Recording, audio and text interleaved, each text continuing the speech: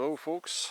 Well, in today's adventure or misadventure, I'm getting started into my firewood production here. So we're now getting into April, and yes, there's still snow everywhere, and they're calling for more, and we're supposed to get some kind of spring blizzard with a bunch of freezing rain, snow mix. And anyways, usually by this time of the year, most of this is already well on its way out, and I'm well into my firewood, but it still wants to hang on to winter. So in the meantime, we're just gonna get on with the firewood here. So anyways, what you're looking at here is a homemade log splitter that my dad put together, actually going on, or would be over 40 years ago already.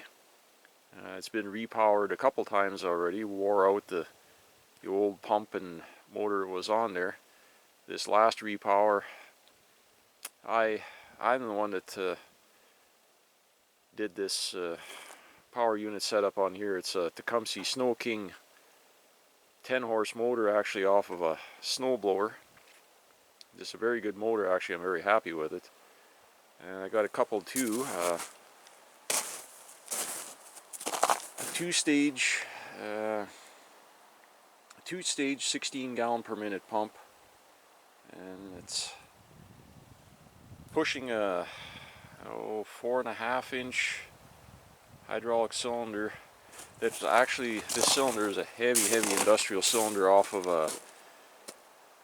it's one of those ball socket mount type cylinder. It was a main A-frame blade lift cylinder on I believe it was off an international TD20 crawler cat. So yeah, it's a pretty heavy duty unit. I gotta say, the dad built this thing, geez, back in the early 80s already, and it's never missed a year. Every year it's done all our firewood, and for many years I did a lot of commercial firewood splitting with it, so it's seen untold truckloads of wood gone through. But anyways, and current configuration works pretty good. And this is actually a very heavy steel, I think it's 3/4 inch steel plate for the top 3/4 by 10 or something like that, and the main lower beam underneath is 1.5 inches by 10. So like a T-iron, but does not flex, it does not give. It is very strong. It has never given us, whatchamacallit, any problems over the years. We've never had a broken weld, and have never had to re-weld anything on it. The splitter head, like you see on most commercial splitters, are usually a single. This is a single knife, but they're just a single straight plate. This has been, Dad made this with a V wedge on it, and we've put all kinds of nasty wood through this thing. Never had an issue with it ever not splitting anything. So you can see the head. I don't know if you guys can pick it up on camera, but the head on this thing is not perfectly vertical straight up and down. It's actually set at a something like a 15-degree forward angle, and that's to keep your block of wood, because most splitters that guys have them set up when the wood comes into them. Most of the commercial factory splitters, you see there's how they're set up with a single knife, or even what'll happen is a lot of times you get a nasty knot or a hard spot in a block of wood when you're splitting, the block of wood will actually pop up. It'll push up and off the knife. Dad had seen this years and years ago already happening with other guys' homemade log splitters, and some of the commercial ones that were, well, I wouldn't really call them commercial in those days. There were some log splitters on the market, but back at that time there just really wasn't much on the market. But consistently through all those years of production, nobody's ever made these angle or slant forward designs. I guess it's mainly so that if you get stuck you can pop a block out easy, but we've never had an issue with this. Only a couple times, I think, in all the years of splitting that I've ever had to take and knock a block back off the splitter head. But most anything that goes through here, if it doesn't split, it's not really splitting. If you got something, we've got over here we don't have a lot of hardwood, but what we do have is what we burn here in this area is either semi hardwood, which is poplar, or in our evergreen species, mostly jack pine and spruce, which is everybody would say is an easy wood to split. But if you've had real knotty pine or real knotty spruce, any of yous out there that know this not easy splitting. No, you can split a lot of it by hand, but boy, I tell you, when you get what we call here our limby stuff that's short stubby trees, like we don't have real nice timber like guys do in the West Coast or Eastern Seaboard U.S. Large hardwoods. We don't have that here. I'm based in Manitoba, and what we have here is we got some hardwoods west of us, out where they call it in Red River Valley. I'm in eastern Manitoba, more in the boreal forest belt or whatever, just starting in the transition area between the prairies and the forest lands. So where you get some semi-open areas where the jack pine here grows, we get a lot of what we call badger pine or bull pine. And any of you that know bull pine know what kind of miserable stuff that is to split, because it's twisted, it's full of knots. You're not splitting it at that point, you're just shearing it. And that's what this splitter has always done a very good job at, that of pushing that kind of crap through and turning it into a useful burnable product. And yes, we burn pine, and as they say, the old saying, pine is fine. No, if it's seasoned and it's dry, it burns clean. Get very little ash out of it, and no, your stove won't explode or go crazy or whatever. You just need to, like any wood you're burning, you need to have common sense. But anyways, we're gonna set you guys up here so you can see. I'm gonna get this thing. I had it running a little bit before there, got it warmed up, so I'm gonna pause you here for a minute, and I'll get this thing fired up, and we're gonna run through some wood. And I'm going to be doing a lot of that here for the next little while, so if this kind of thing interests you guys, well, you'll get to see quite a bit of this. And so I'll get a couple different angles here to get an idea of what we're doing. Anyways, I rambled on long enough, so we're going to get started here.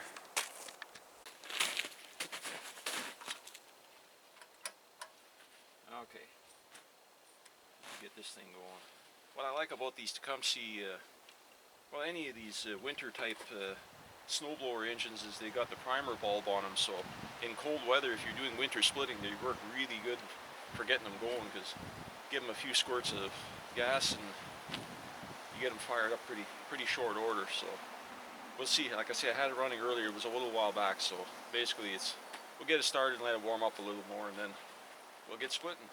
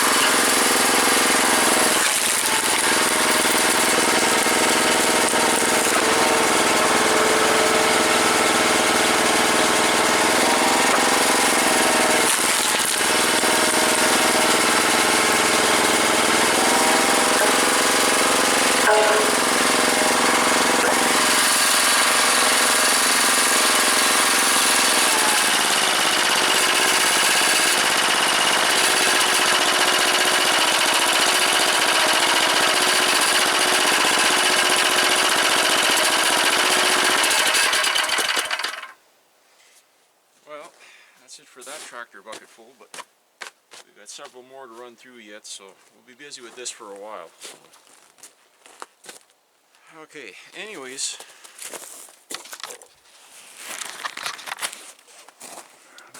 primarily what I'm splitting here is just 16-inch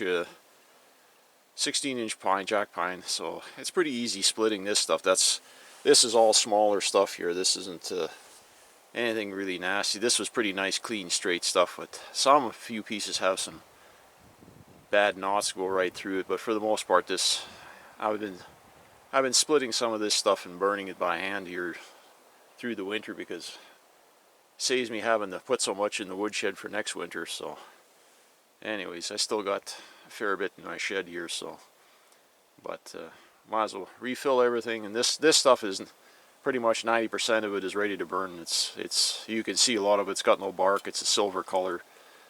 It's dry as dry gets. It's dead standing beetle killed wood, so can't ask for better really. So anyways, yeah, this I should have a commercial like the big commercial splitters have, like a work table, whatever you want to call it, here on the side of the. It's kind of a pain in the arse that I don't have this, because it's annoying. The stuff tumbles off. So it would be nice, and I've talked about it for years, and talked about it with Dad years back. Whatever we were going to do it, and like everything, projects keep getting put off, and other things take priorities. So at some point, it's going to get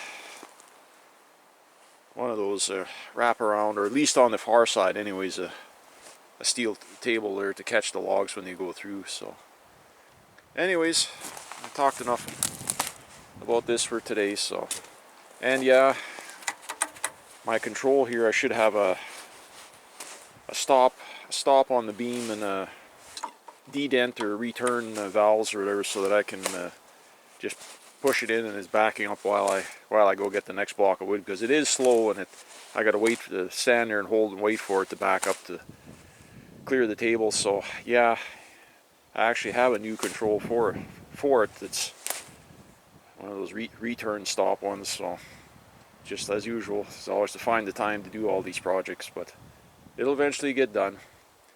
Anyways, okay, thanks for stopping in and checking out today's little video here. Until the next time, take care.